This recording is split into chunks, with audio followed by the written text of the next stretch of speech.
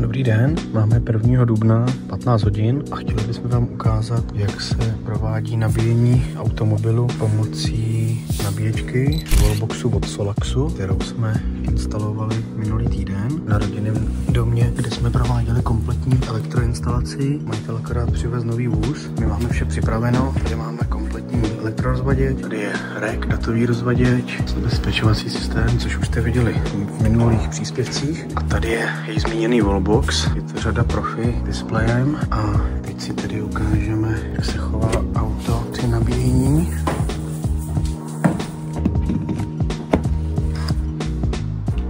Konektor zaznamenán, Wallbox už si očuchává baterii, kdy vidíme kompletně aktuální průběh, což vidíme samozřejmě i v aplikaci v telefonu. Tady vlastně vidíme průběh nabíjení v autě a celý tento nabíjecí systém vlastně je hlídaný pomocí měřících traf, který máme vlastně